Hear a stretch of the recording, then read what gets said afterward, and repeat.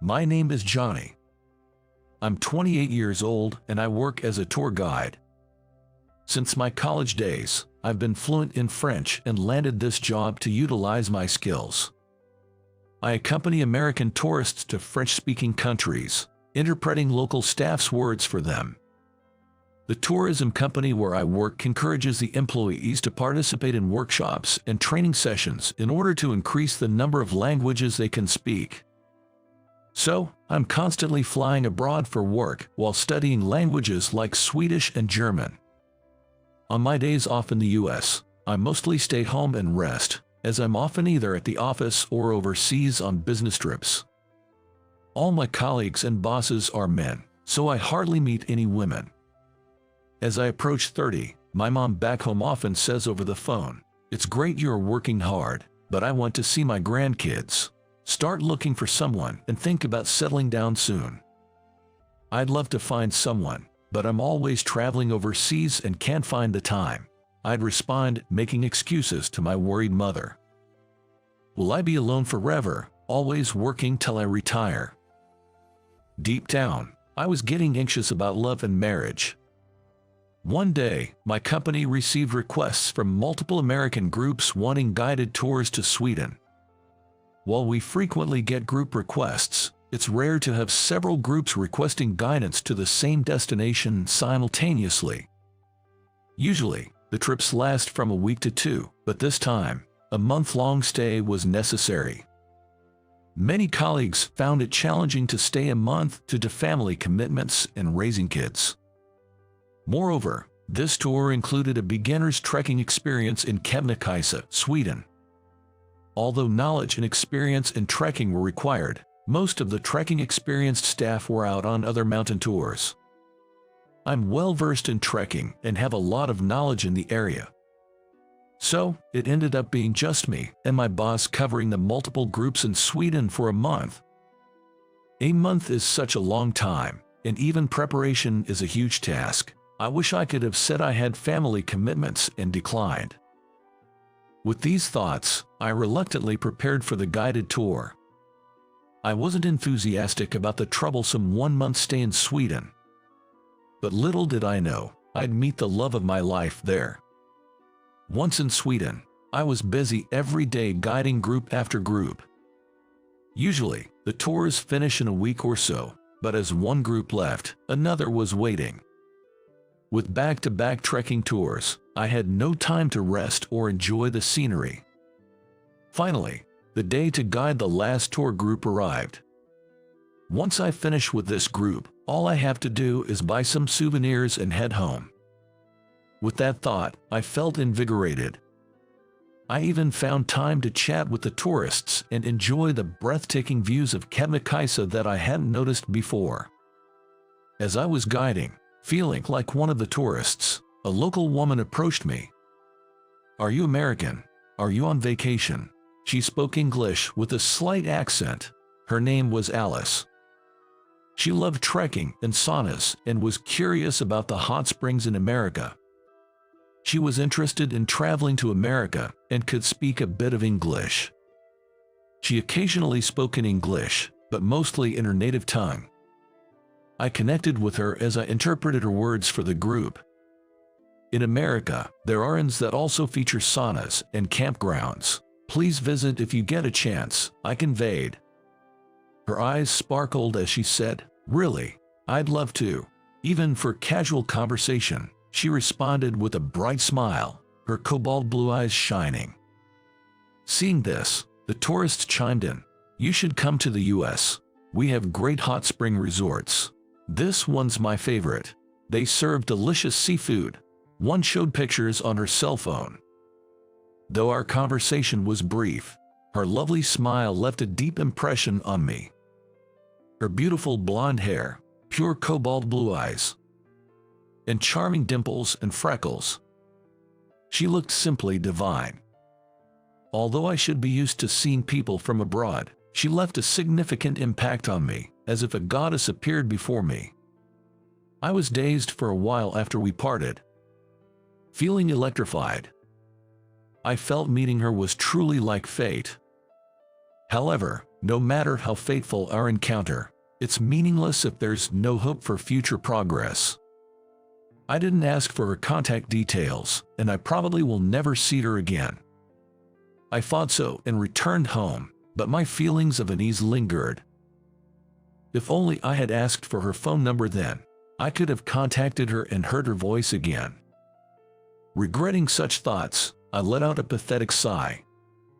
I hated being in this constant state of hesitation, so I convinced myself that meeting her wasn't fate after all, just to appease my mind. Even if I could contact her, international calls are expensive, and it wouldn't last. Moreover, substantial travel expenses would prevent regular meetings. Even if by some chance I could date her, there's no way I could match her outstanding style. I am 5 feet 9 inches tall and naturally slim, weighing around 132 pounds. She is tall too, just a bit shorter than me. And even through her bulky mountaineering wear, her prominent features were evident, and her waist was slender. Compared to her well-proportioned figure, I am generally skinny and frail-looking. Even if I could date her, there is no way we would be compatible. Thinking only about the negatives, I tried hard to give up my love for her, but I just couldn't forget her. After returning to the States, one day during a break, my boss, noticing my demeanor, voiced his concern. "What's going on? You've been down lately." "There's nothing wrong, I'm fine." Caught off guard by his sudden question, I hurriedly feigned composure, but it seemed pointless. Smiling wryly and with a distant look, my boss said, "Cut it be. You can't forget the woman you met on our last Sweden tour." How did he know? I muttered in my mind, looking up at him, eyes wide. I meant it as a joke, but did I hit the nail on the head? The boss, wearing the same expression, looked at me curiously.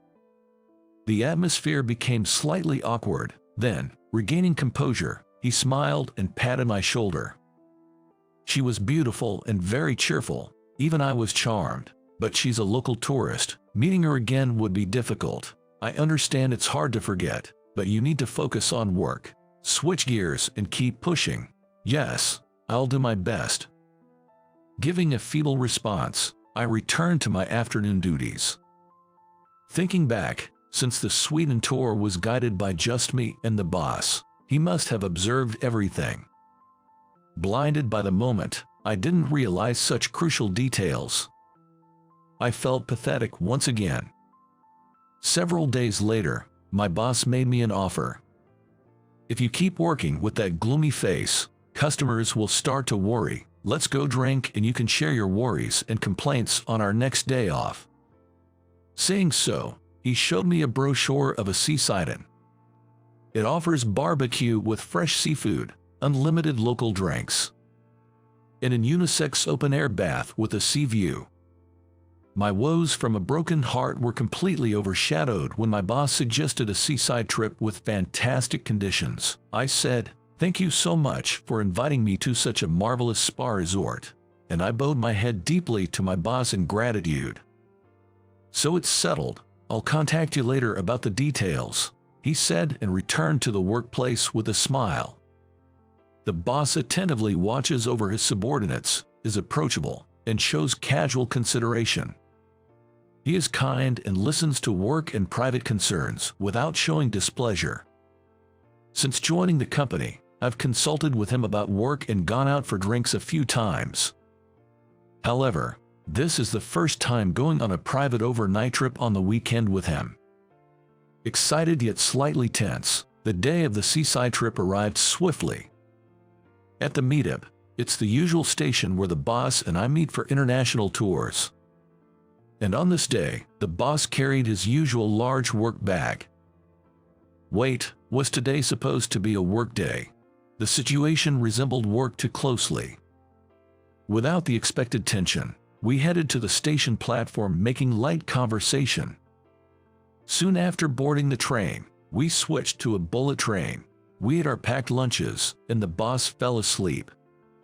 While I was playing games on my phone, I also became sleepy and woke up startled to the boss's voice, saying, "Hey, we've arrived." Rubbing my sleepy eyes, I got off and saw a familiar woman on the platform. You gotta be kidding. Why is she here? I mumbled to myself in surprise, and at the end of my gaze was the Swedish girl I secretly admired from work, standing on the platform. Beside me, my boss was also wide-eyed, saying, "Why is she here? This is the station closest to the famous hot springs town." A lot of tourists were gathered, and she seemed to disappear into the crowd. Drawn to her, I naturally walked forward until our eyes met. Then she ran over to me as soon as our eyes met.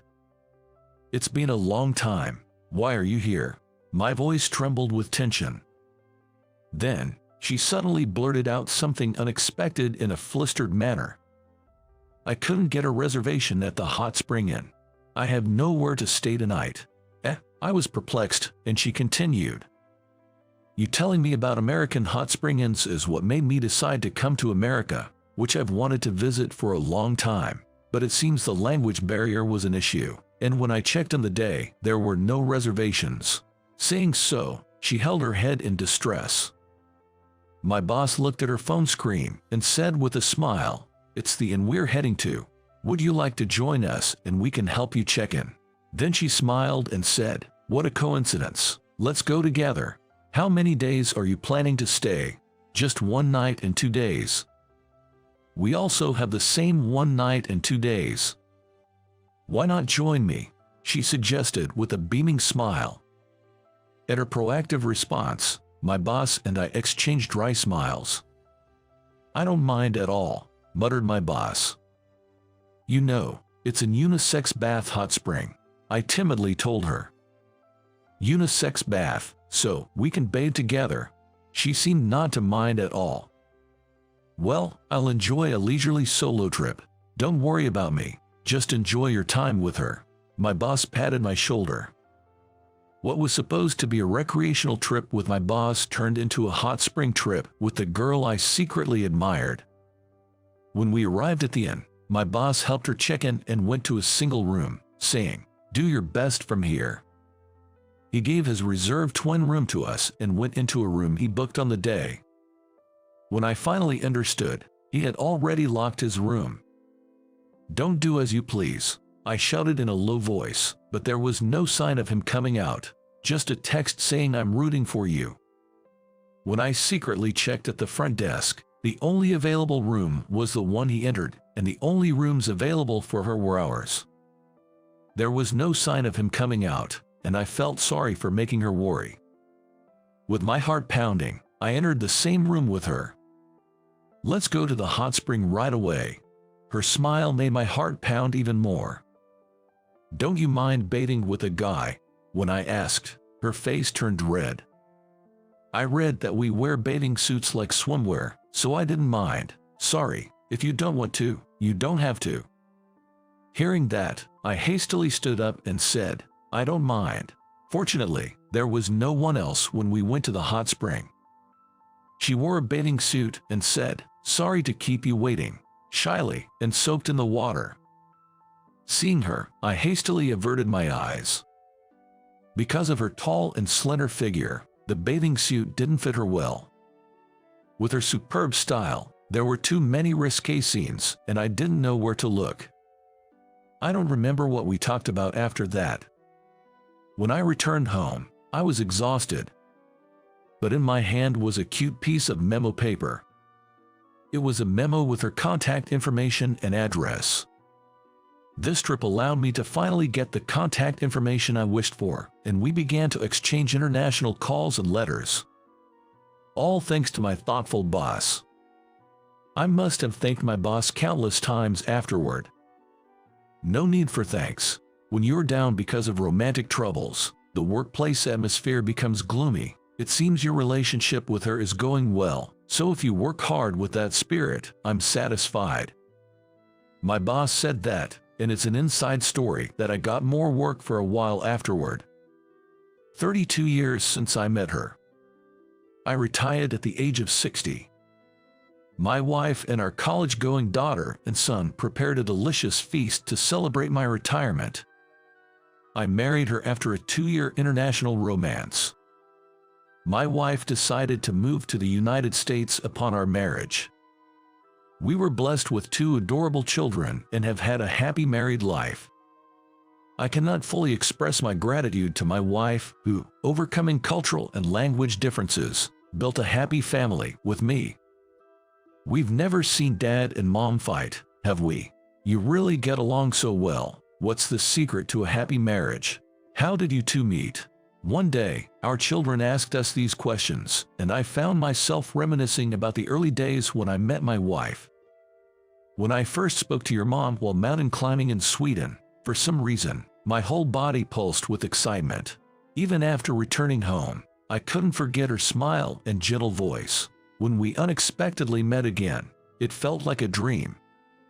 I shared the story of meeting my wife with our children, advising them to seek your destined encounter to share unwavering love throughout your life. Hearing my story, my wife blushed just like the first day we went to a hot spring in together. Her endearing charm and my love for her haven't changed after so many decades. I hope to continue living harmoniously with my wife while watching our children grow.